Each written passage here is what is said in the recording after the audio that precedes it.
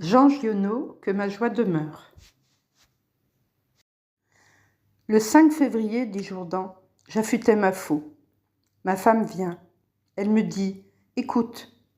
J'écoute. On tirait des coups de fusil à Fra Joséphine. J'entends courir. C'était la femme et la fillette.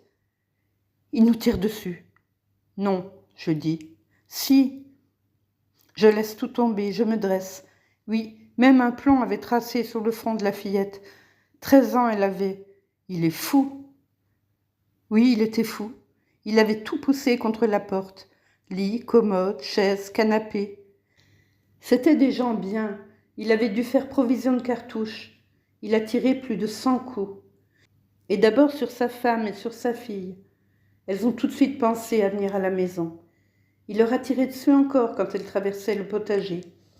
Ce qui les a sauvées, c'est qu'elles sont tombées. Il les a crues mortes. Alors il est allé à l'autre fenêtre pour tirer sur les fermiers. C'était un homme sec, l'œil doux, avec toujours de grands mots et de grandes phrases. Savant. Il n'était pas venu, disait-il, pour être paysan tout d'un coup, puisqu'il n'avait pas été paysan de métier, mais pour être enfin à son goût dans le calme et la simplicité. Il avait pris le fermier le meilleur, Adolphe. Loin, on le connaît. Il n'a jamais eu un embêtement. Il avait une chambre pleine de livres, on aurait dit un grenier. Il avait une femme, la douceur même. Si on la voulait, elle arrivait. Si on ne la voulait pas, elle n'arrivait pas. Il avait. De Fra Joséphine, on voit la forêt grémonne, le fond du plateau, l'étang et toute la terre. On voit le travail de tous. Il n'y a qu'à s'asseoir au banc de pierre, sous l'allée de platanes, et on a le monde entier sous les yeux. Il avait une belle petite fille, et elle s'appelle Aurore. Tout, quoi. Et voilà, il a tout. C'est nous qui le disons. Quand il fait son compte, lui, il sait qu'il n'a rien. Tu as tout. Oui. Pour les autres, il semble, puisque tout est là, devant toi. Tu n'as qu'à prendre. Mais l'appétit, ah, c'est ça l'important. Donne du faisan à un qui a envie de vomir. C'est ça la chose.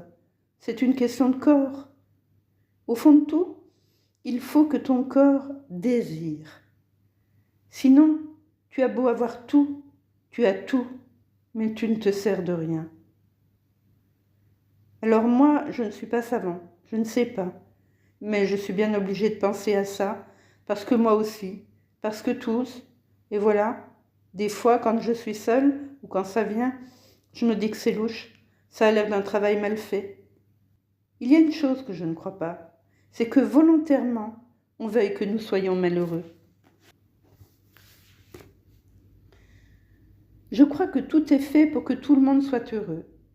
Je crois que notre malheur, c'est comme une maladie que nous faisons nous-mêmes, avec de gros chauds et froids, de la mauvaise eau et du mal que nous prenons les uns aux autres en nous respirant nos respirations.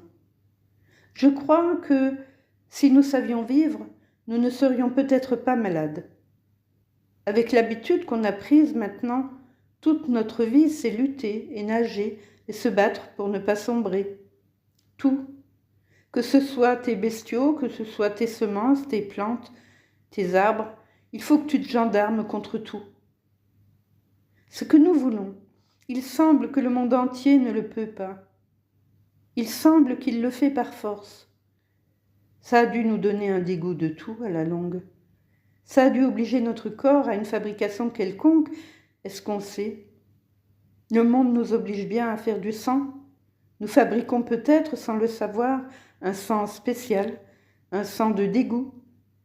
Et au lieu de charrier dans notre corps partout, aux bras, aux cuisses, au cœur, au ventre et aux poumons, un sang d'appétit, notre grand tuyautage nous arrose avec du sang de dégoût.